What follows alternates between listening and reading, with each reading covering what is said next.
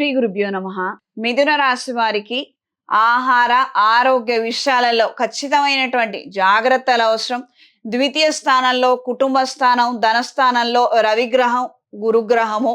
ధనాదాయం వచ్చినప్పటికీ నిలబడనటువంటి వాతావరణం ఎక్కువ శాతంగా ఉండవచ్చు.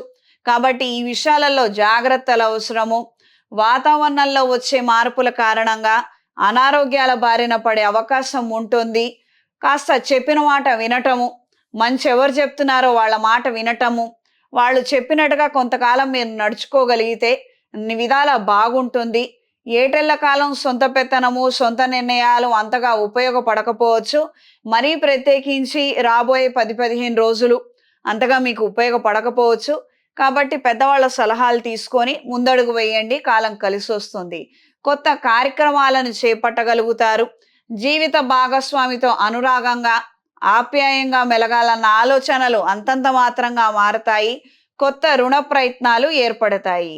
ఈ వారం పరిహారం: శ్రీ వెంకటేశ్వర స్వామి వారి వజ్ర కవచాన్ని పఠించండి.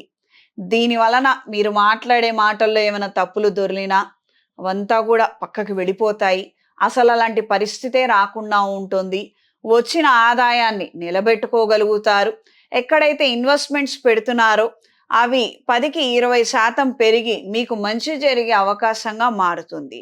శ్రీ లక్ష్మీనారాయణ పాశుపత హోమాన్ని రాబోయే శ్రావణ మాసంలో జరిపించుకోవడం వలన ఆర్థిక అభివృద్ధిని, కుటుంబ అభివృద్ధిని పొందగలుగుతారు.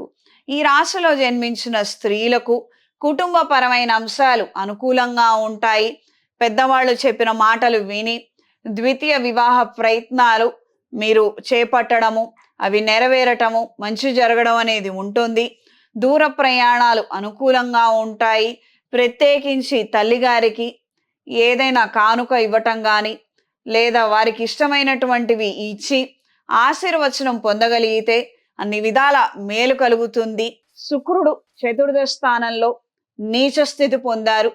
జీవిత భాగస్వామితో చికాకులు, వాగ్వివాదాలు జరిగే అవకాశం ఉండవచ్చు. కాస్తంత అప్రమత్తంగా ఉండండి.